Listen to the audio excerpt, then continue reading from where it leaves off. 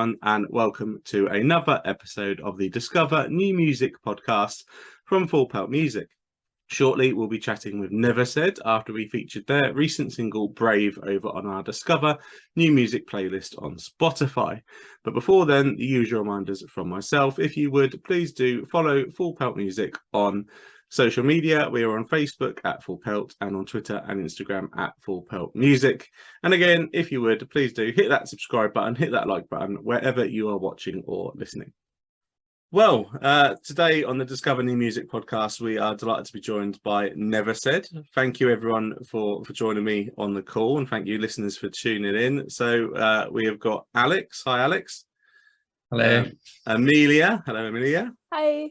Jordan. Hi, Jordan. Oh. And Logan. So hi, Logan. So again, yeah, delighted to have you all on. We've really enjoyed your latest single Brave, which we featured over on our Discover New Music playlist on Spotify.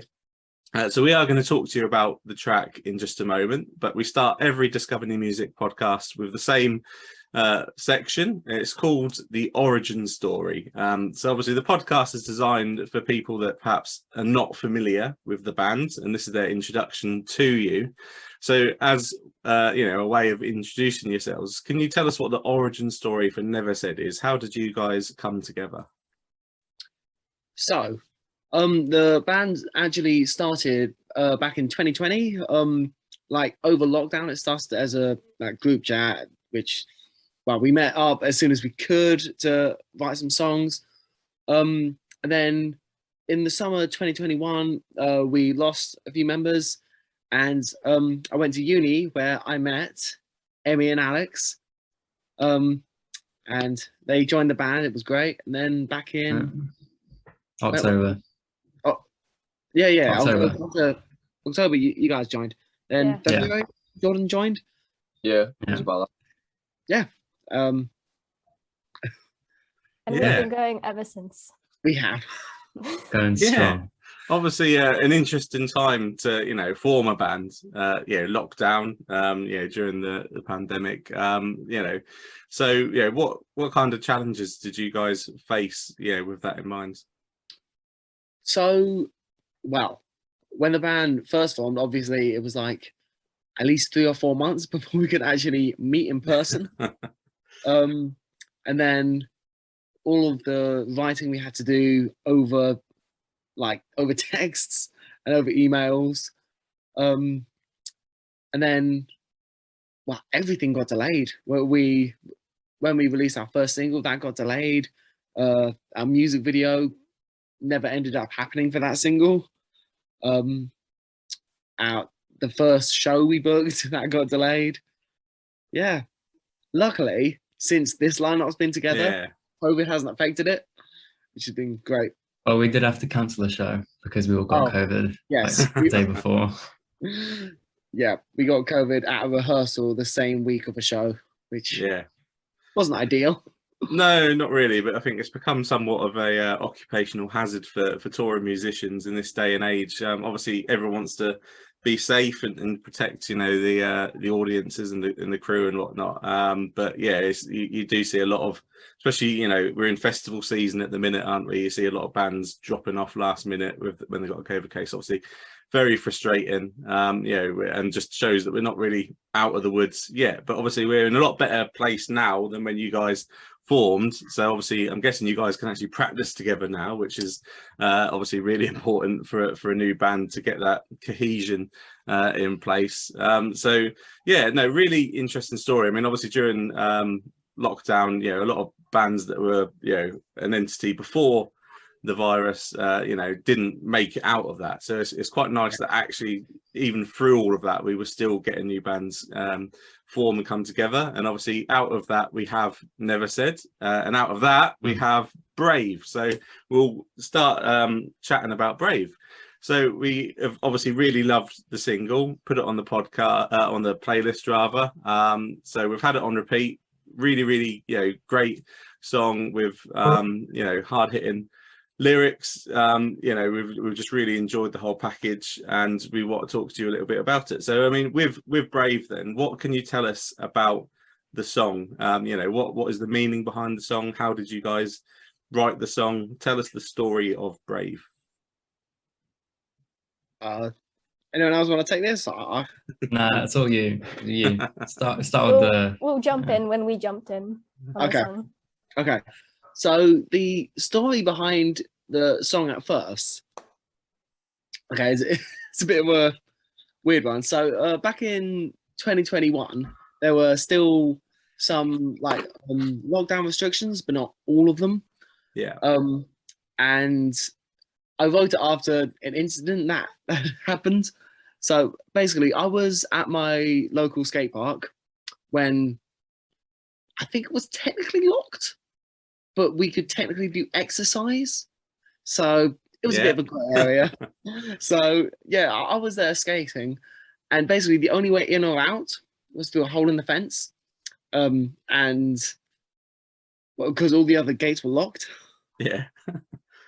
So I was alone there when a group of 3 guys in ski masks came through the fence, Oh wow. and I got a little bit scared.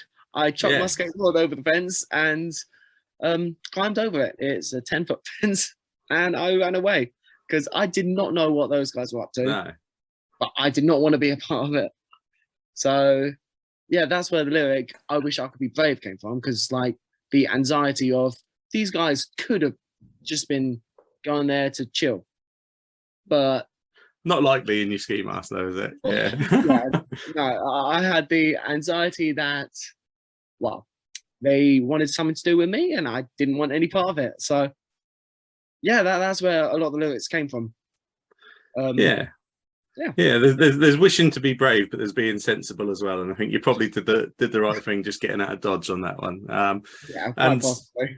I mean, I always like to say, sometimes the worst incidents or the worst stories actually can breed the best songs, and this is probably another example of that. If that hadn't have happened, would you have come up with this song? So it's great that you're able to take something like that and put it into your art, which is fantastic. So I mean, around the recording of the song, you got to work with Ben Sampson from Lower Than Atlantis, who helped produce the record. So I mean, talk to me about that process and what you guys got out of that.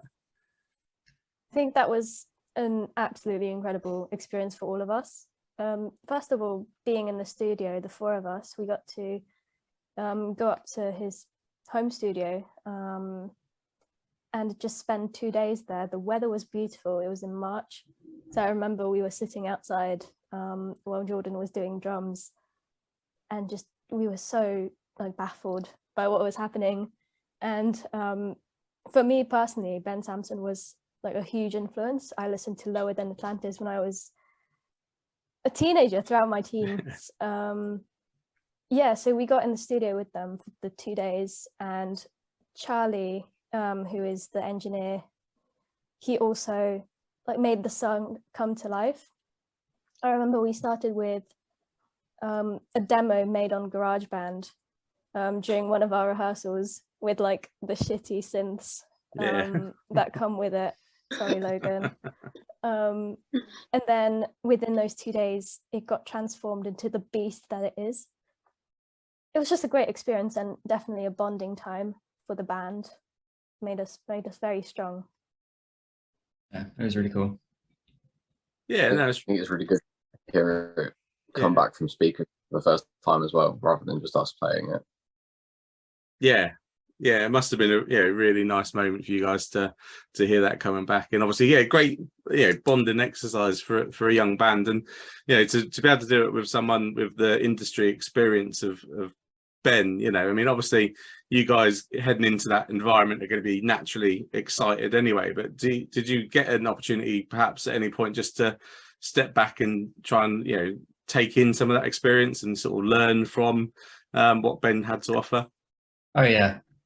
I was really enamored with the whole process the whole time, all the techniques. The reason the guitars sound so huge on the track is we originally did it as a DI into the Logic, and then we reamped it through 4 different mics through one amp. So, and then we doubled them all up left and right. So the guitars, there's 8 different tracks at all times. Yeah, it just sounds massive. I think that's really cool. And even just using all the different effects, like reamping the guitars, that was great. Also, we had some like fuzz pedals and overdrives, stuff that we wouldn't really think of using, but then it just sounded so incredible, and we kept going. And like I said, with the synths, I remember it was like the last 2 hours we had, Ben came in to do the synths, and we just sat there in the back just watching him do his magic. And it was incredible to see him just do something, try something out, and then it sounded amazing. And then he'd put lots and lots of layers onto the song. It was really cool. Ben did all the synths. That was Ben. Yeah. Charlie recorded us, but Ben programmed all the synths and he mixed it. And for us, we don't really have much experience with synths, so it definitely taught us a lot. And I think we'll definitely use that in the future, because it was great. Excellent. No, I love it. You know, life is all about learning these little lessons, and especially, you know, in a tough music industry that, you know, it has always been tough, but seems to just be getting tougher for new bands. You know, you certainly need to be, you know, looking to, you know, gain from these experiences, which I think you guys definitely have.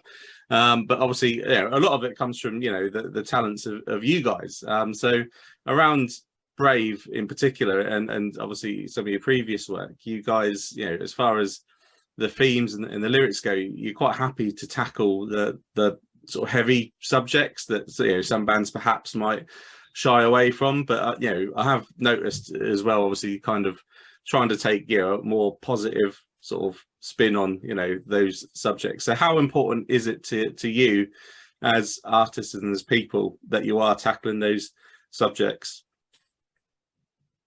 I mean, I think we always want to put out an honest message. Like, if what we're saying isn't like real, what's the point of doing it? And I think that, well, we want to affect people positively, and if people can relate to like us yelling into a mic with a bunch of loud guitars, great. Because obviously, when all of us were growing up, we related to people yelling into a mic with a bunch of loud guitars. So yeah, and I think it's very difficult to write lyrics when you're happy. That sounds really, really bad, but like, I find it really difficult to write a happy song. But when I'm pissed off or when I'm sad, then I can write. Yeah. And also, I feel like it's kind of catharsis for us to play these songs on stage. I know I definitely feel a lot better if I get to, you know, scream some of the lyrics or even just really get into it. I'm sure it's the same for all my bandmates, but it's kind of a form of, you know, self-love and dealing with these issues through music. I mean, we're all musicians, we're very passionate about what we do, and it helps us really kind of relieve stress and feel these emotions through the songs that Logan writes. We all relate to them as well, which is very nice. Yeah, no, and it's important, and as you say, music is an escape, you know, for a lot of people, and you know, to have those relatable songs is really important. And yeah, Logan, I mean, yeah, obviously a lot of the best songs come from a negative place, as we said, or, you know, a bad incident that's happened, and yeah, it's hard to really, as you say, to write a truly happy song, because they probably don't come across as very genuine, because as a human race we're probably, you know, quite negative, really, aren't we? But that's the world that we live in. And yeah, speaking of the world we live in, yeah, the modern era for musicians, you know, feedback is instantaneous, whereas, you know, obviously in the past bands would have put something out and perhaps had to have gone out and met fans to hear. Obviously we have social media now. So what has been the feedback to Brave? You know, what have you guys felt the reaction has been? It's been amazing. Like, I've had messages from people who I haven't spoken to in years, just telling me that they love the new song. Same actually. Yeah, it always goes down really well live as well. Like, Mm. yeah, Yeah. Yeah, I'm really pleased with how people have reacted to it. Obviously, it's Yeah. quite a step away from like what we had done in the past. So I think it was unexpected to anyone who was listening before, but it's been fully embraced by all the listeners, and we love them for it. Oh, excellent. And you must, you should be, and you must be, proud of what you've achieved with Brave. And just to put a little bow on our conversation around Brave, we should touch on the video, because as you said, for your first single, you never actually got to make a video, but there is a video to Brave. So we'll have all the appropriate links in the bio for this episode, so everyone listening obviously can click through and watch the video for Brave from there. So, what was the experience like for you guys to create that video? We had just come off our first tour. So the tour ended on Sunday in London, and on Monday we were back recording the music video. So I think we were all knackered. We went into the studio with Danny Wilgress, and she did our photo shoot, and then she shot the video. We had a concept based on, what videos was it based on? Like As It Is. Yeah, there was an As It Is video that we thought was sick. Love the ideas. So ever since we started gigging, we had this black aesthetic. So we'd all dress up in black clothing, and we wanted to replicate that in the video. So we were all dressed in black, and we were just playing. We were just jamming to the song, and it was so sick. The whole experience, and the video turned out great as well. Danny is so amazing to work with. We love her so much. Yeah. Funny story about when we were actually recording the video. So like, obviously I was singing along or yelling along to this track. In that in the breakdown with the long screams, my voice actually gave out because we'd just been on tour, and you could just hear like some high note, like when I was meant to be screaming. Yeah, that was embarrassing, but I hope Danny caught that on camera. It was very funny to listen to from the background. Yeah, save that one for an outtakes video for for when you guys are more popular, which I'm sure is going to happen. That'd be great. I really like what you said, Amelia, as well about the aesthetic for the band. Obviously, the fact that you guys consciously decide, we're all going to wear black. We want the video to match that aesthetic, because I think in this day and age that can be quite important as well. When you're trying to cut through the noise, because there are so many bands trying to become successful. I quite like when a band has a look, has an aesthetic, and kind of sticks with a theme through releases. I mean, there are some obviously incredible bands that have done that very, very well. I mean, off the top of my head, Creeper come to mind. Is that something that you really have consciously thought about? Yeah, definitely. I mean, bands like Creeper, My Chemical Romance, Palais Royale, they have such sick aesthetics. Yeah. And that was a big influence on the way we chose to dress and like present ourselves for our live shows and for the music video.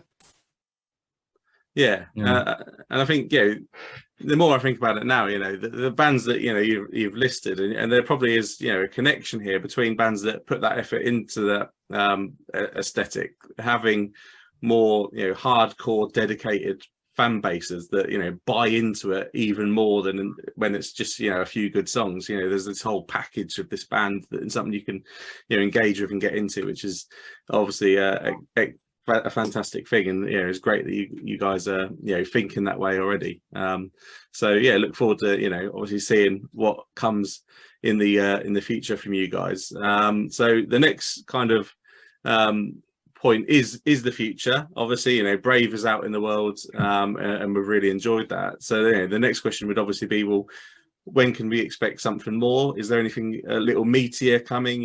Is there thoughts for an EP or an album, or what is the imminent future for Neversaid looking like? We're working on songs. Not sure how much we can say, but we're working on songs. They sound good. Good. We played a little surprise debut of a new song at the last 3 shows, and it went down really well. Good. So very much looking forward to recording and releasing that. Excellent. There's a lot of stuff cooking up right now, but we want to That's keep good. it quiet for now. Of just to, course. Yeah. you know. Yeah, exactly. It all adds that aesthetic, that surprise. Yeah, there's a certain way you have to carry yourself in the industry nowadays to get the best reactions at the best points. It's great to know that there is more coming, and we're certainly going to be listening out for it. And listeners definitely need to be as well. So, talking about live shows, we've touched on a couple of times in this interview. You've obviously toured and had a few shows over the last few days, I believe, as well, that you guys have done. As a band that formed during lockdown, I suppose you didn't really know what it was like pre-lockdown. So my question of how's it felt to get back out there isn't necessarily a relevant one this time round, but how has it felt perhaps to get out there as a new band and play these first shows? What has it been like, and again, how has the reaction been to it? It's been amazing. Like I feel like as we play live shows, we just get closer as a band, we get better as a band. And I don't know, hearing people like appreciate our music when we play live, that just fuels us and makes us want to do it more. It's amazing. Like before this band, I never sang in a band before. I was always the drummer. So I don't know. No, I feel like we're all a lot more confident for it. And I feel like people really are into live music right now because they haven't had it for so long. Like people really are quite into it. They go off. Yeah.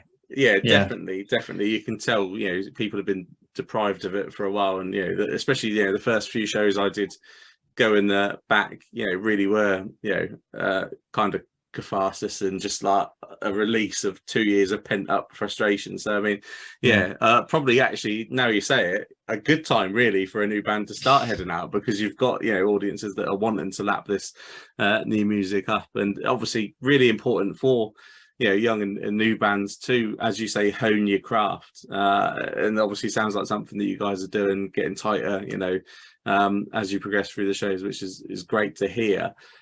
So, when can fans expect to see you out on the road again, and what should fans expect from a Neversaid show? Expect a lot of me yelling at you. Expect jumping. Expect encouraged mosh pits. A lot of crowd interaction, and it gets very sweaty very quickly. Yeah. So don't expect a chill show, because it's not. It's a lot of fun though. Just trying to have a good time. Exactly. Fun, good time. That is what music should be all about. So excellent stuff. I'm assuming there will be more shows coming down the line, and obviously we've touched on social media, and that is the best way for listeners to get involved and stay in touch with Neversaid to see what is coming, both new release wise and live show wise. So I've got your handles here. So listeners, you want to head to Instagram, is Neversaid Band, as is Twitter, Neversaid Band. Facebook is Neversaid Band UK. So I'm guessing Neversaid Band was stolen from you. It was from a band that has been active in like a decade. So I think it was right to use the name. A bit late now, we're not. Yeah, I think we are at that point where it is most band names have been used at some point now, haven't they? Because there's only so many words in the English language, and obviously music has been rather popular for quite a while now, so no, it's very frustrating when you can't get, because I do like a bit of uniformity and having them all the same, but you've done a better job than most, to be fair, to get them pretty similar, which is good. So yeah, listeners, make sure you do obviously follow the band on social media so you can stay up to date with what's coming from them. So the last portion of the podcast is a feature that we call Setlist Science. Obviously follows on from our conversation of your live shows. And the question for you guys is, how much importance do you place in the structure of a set list? And do you have any rules that you try to follow when you write one? Oh yeah, definitely. Because we're trying to incorporate some new songs into the set list, we always, up until now, we stuck to the same set list, and it's cohesive. It makes sense with the flow of the songs, and we've had to change it up now, which I think is a nice surprise for everyone, but it was freaking difficult to get it sorted when we were planning it out. But yeah, structure is definitely very important for us, and we divide our set into smaller portions. Yeah, because we kind of got a crisscross of genres in there now, and we kind of have to like think about when we play the heavier songs in comparison to like the poppier ones or the slower ones, just to try and make it cohesive. And that sometimes like creates a bit of confusion with the audience, because sometimes they're into one, not the other.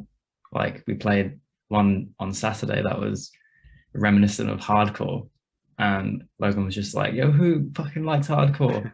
And like it was just a dead room. And then so yeah, but it's good because when that happens, we sort of just have fun on stage. Yeah, that's cool. And that's the good thing about us, because we've got so many different influences and so many different genres that we enjoy, that there's something for everyone, from like the poppiest stuff to the hardcore, metalcore, all of that heavy screaming. So yeah, there's a lot for everyone to enjoy, and that's kind of one of the things that we really care about as a band, to be diverse. Yeah. No, excellent. And I think that, again, that does help with that crossover of getting the different fan bases in. So yeah, no, excellent. And I really do like bands that put a bit of attention into the set list. I'm a bit of a set list geek myself, hence we asked the question. So well done for paying some attention to that point. And it has been absolutely fantastic getting to know you as a band, both through listening to Brave and obviously talking to you here today, and I hope listeners have enjoyed our conversation as well. Obviously a lot of really good things hopefully coming from you in the future, potentially some more songs on the way, definitely some more live shows on the way. So again, listeners, make sure you are checking out the band on their social media channels, and you obviously give them a follow. What would be your final message for listeners listening today? What would you like to leave in their minds?